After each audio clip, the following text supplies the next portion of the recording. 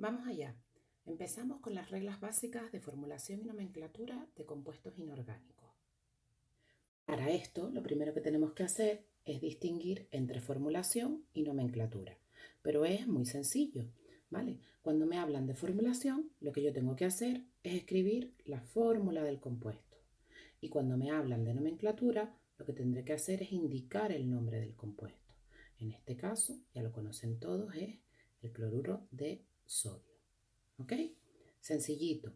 Formulación, voy a escribir la fórmula. Nomenclatura, voy a escribir el nombre. Comenzamos con las reglas básicas de formulación. Ya en el vídeo anterior vimos la primera regla, que me hablaba de la colocación de los elementos en la molécula. Nosotros vamos a empezar trabajando con compuestos binarios, es decir, formados por dos elementos. Vamos a tener un primer elemento y un segundo elemento. Bueno, pues lo que vimos el otro día es que el elemento más electronegativo lo íbamos a colocar en el lado derecho y el elemento menos electronegativo o más electropositivo lo íbamos a colocar en el lado izquierdo.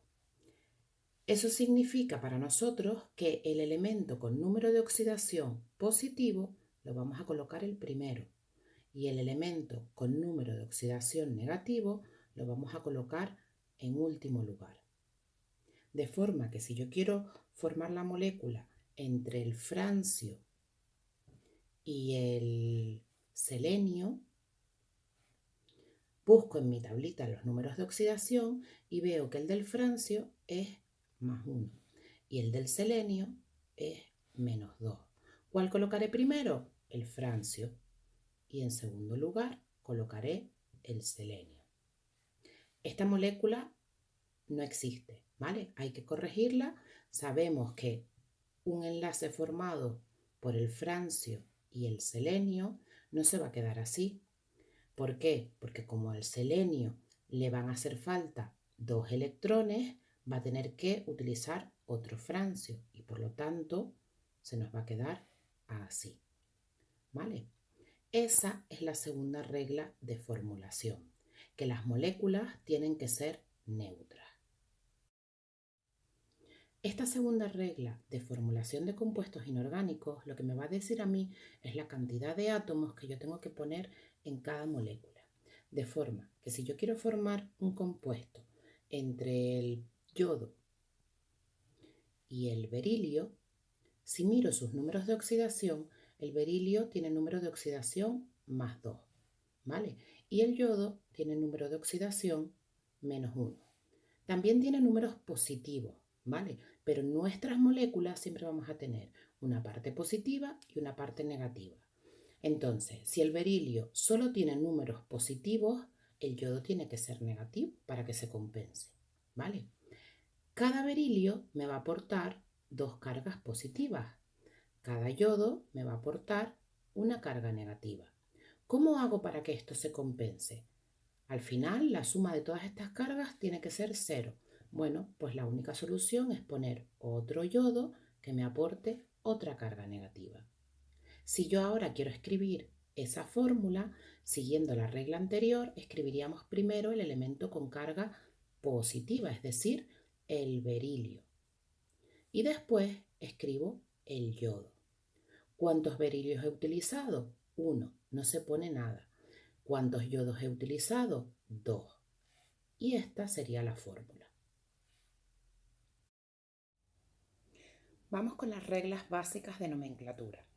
Vale, la regla general para todos los tipos de nomenclatura, salvo algunas excepciones, es que yo siempre voy a empezar nombrando el elemento más electronegativo, es decir, el último, ¿vale? Siempre vamos a nombrar de atrás hacia adelante, ¿vale? En este caso, mi compuesto sería el yoduro de berilio, ya veremos por qué.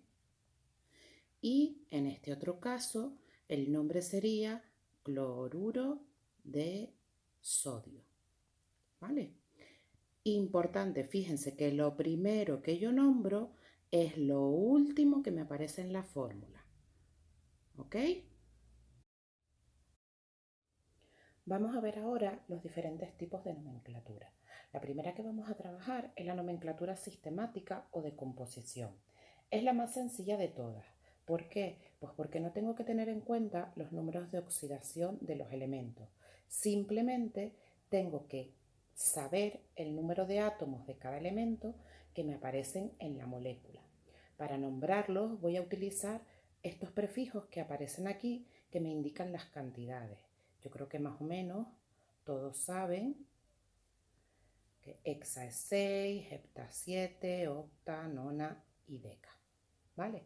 Importante, el prefijo mono no se utiliza para nombrar el primer elemento que aparece en la fórmula, es decir, el segundo que vamos a nombrar. Y tampoco se utiliza cuando no es necesario, es decir, cuando la única molécula posible es esa. Vamos a ver los ejemplos. Teníamos antes el compuesto formado, si no recuerdo mal, por berilio y yodo. Y me quedaba así la fórmula, ¿vale? Pues para nombrarlo con esta nomenclatura, lo que tendré que tener en cuenta es la cantidad de yodos que me aparecen y la cantidad de berilios. ¿Cuántos yodos me aparecen? 2. ¿Qué prefijo utilizo? Di. ¿Cuántos berilios me aparecen? 1. Cuidado, el segundo compuesto que nombramos no se utiliza el mono. Por lo tanto, en la nomenclatura sistemática, este compuesto será el diyoduro de berilio. La terminación uro la veremos cuando veamos todos los tipos de compuestos que hay, la diferencia entre sales binarias, óxidos, etc. Pero por ahora lo que me interesa es que vean cómo se utiliza cada nomenclatura, porque luego es siempre lo mismo, pero aplicado a los diferentes tipos de compuestos. Bien, vamos con la nomenclatura de stock. La nomenclatura de stock o de números de oxidación, tengo que escribir el nombre del compuesto siguiendo la regla general, es decir, primero el más electronegativo y luego el menos electronegativo, y escribir entre paréntesis y en números romanos el número de oxidación del elemento menos electronegativo, el positivo para nosotros. ¿Ok? Bien, vamos a verlo con un ejemplo. Si yo tengo el compuesto de antes, lo primero que tengo que hacer es saber con qué números de oxidación están actuando cada uno de los elementos. ¿Vale? Yo miro mi tablita de los números de oxidación, y veo que el berilio, que está en los metales, tiene número de oxidación más 2. Y que el yodo, que está en los no metales, su número de oxidación en este caso va a ser menos 1, porque tiene que ser el negativo. Por eso me ha quedado ese 2 ahí. Bien, pues para escribir el nombre en la nomenclatura de stock, simplemente pongo yoduro de berilio. ¿Tendría que poner algo entre paréntesis y en números romanos? Pues en este caso no, porque el berilio solo tiene un número de oxidación, no hace falta especificarlo. Si tuviera más de un número de oxidación, sí tendría que decir con cuál de ellos está actuando, pero en este caso se quedaría así. Vamos a ver qué pasa si yo en lugar de ese compuesto tengo este otro, formado por oro y cloro. Voy a buscar los números de oxidación. El cloro es el negativo y va a tener número de oxidación menos 1. Y el oro, cuando yo miro en mi tablita de valencias, tiene más 1 y más 3. ¿Cómo sé yo qué número de oxidación está utilizando? Bueno, pues resulta que este numerito de aquí me va a dar a mí una pista. Efectivamente, si el oro está utilizando el número de oxidación más 3, como yo tengo solo un oro y tengo 3 cloros, pues esa molécula estará neutra, ¿vale? Luego el número de oxidación del oro es el 3. ¿Cómo lo nombro? Bueno, pues igual, de atrás hacia adelante.